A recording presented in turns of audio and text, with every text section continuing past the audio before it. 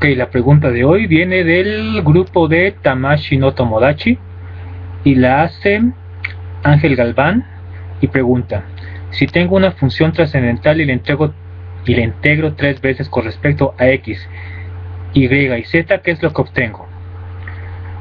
Y voy a proceder a responder, pero esa pregunta es muy aburrida, así que voy a hablar de otra cosa. Vamos a hablar de Superman.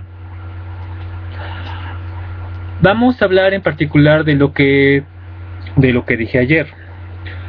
¿Por qué Superman? ¿Por qué en específico Hombre de Acero es una película a prueba de críticos?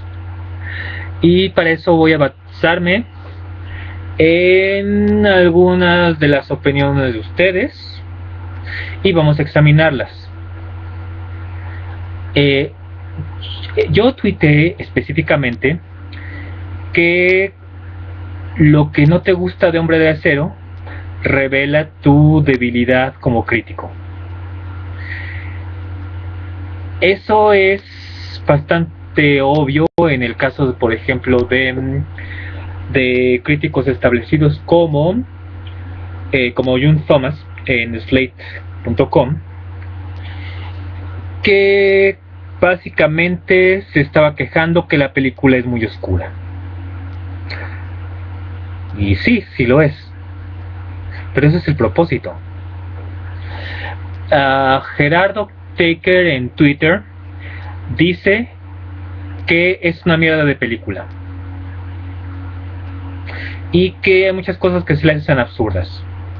Eso no me está diciendo absolutamente nada. La crítica de cine no tiene que ver absolutamente nada con mi opinión. En el momento que tú puedes separar tu opinión del hecho cinematográfico, es cuando puedes comenzar a ser un crítico. Las críticas comienzan con me gustó o no me gustó, fallan inmediatamente, y eso no es el crítico de cine. Entonces, por ahí fallamos. Otra crítica que he visto es que es la mejor película de Dragon Ball Z, pero ¿qué tal con Superman? Lo cual es una jalada, porque Dragon Ball Z es básicamente Superman para otro mercado. Son Goku es Superman. Es el último sobreviviente de un planeta que explota, y cuando llega a la Tierra es diferente y tiene poderes. Es básicamente lo mismo.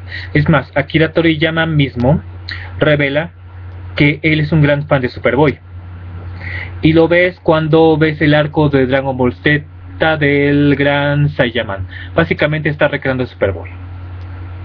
Y en Doctor Slump puedes ver a Superman. Entonces la influencia sí es muy marcada. Ok, vamos a ver. Vamos a ver esta opinión que es bastante larga. Este es el Superman que conocemos, el hombre de grandes valores y moralidad por encima de cualquier ser normal. Y algo que fue absurdo es que se pone mal a matar a Zod, pero se cumple lo que dijo Faora: por cada humano que salvó, miles más murieron. ¿O qué creen que no habían personas dentro de los edificios que el niño destruyó sin remordimiento alguno de las vidas humanas que se estaban perdiendo? Pero eso sí mata a Zod y hace drama, pero hermano salvo a la familia, ¿no?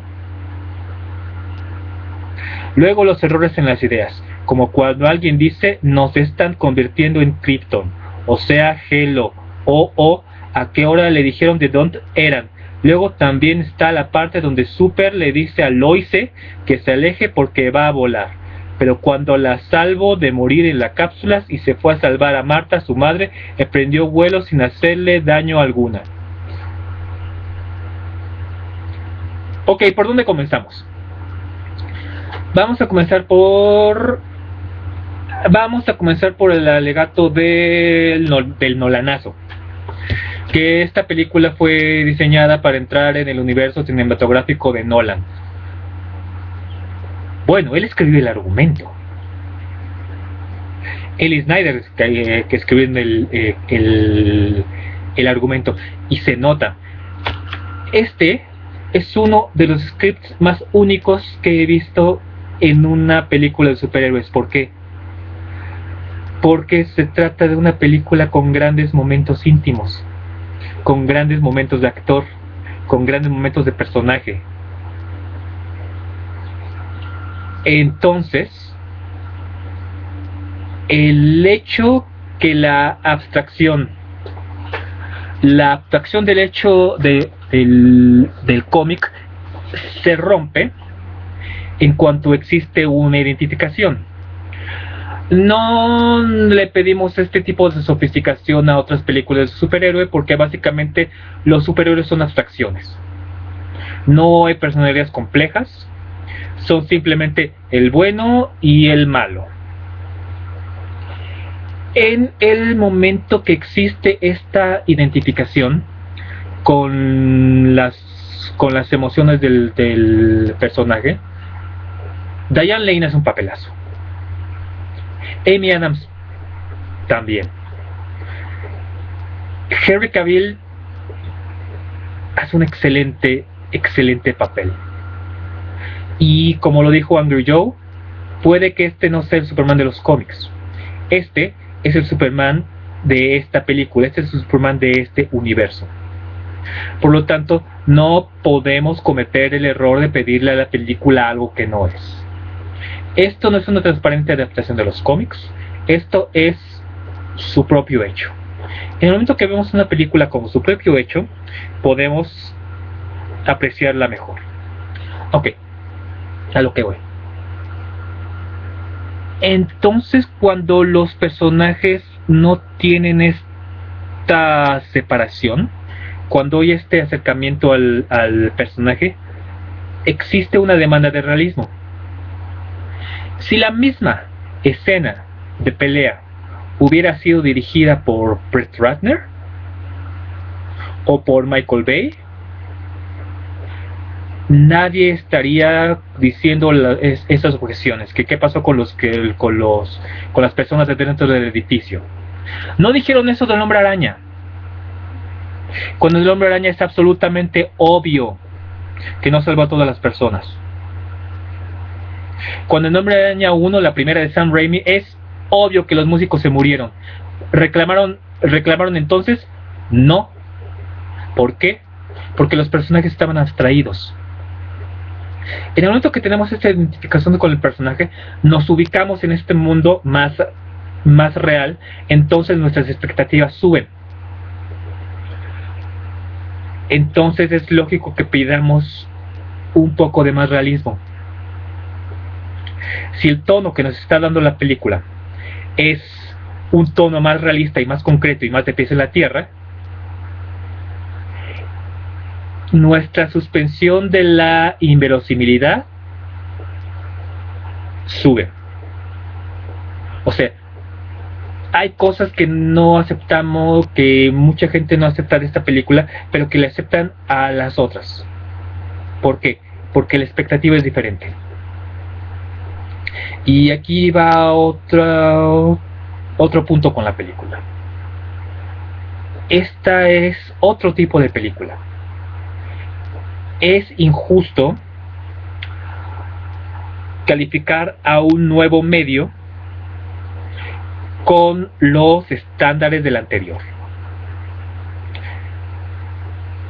Podemos comparar más esta película con las de Nolan, porque claro, podemos comparar esta con las primeras de Bryan Singer, con X-Men 1 y 2,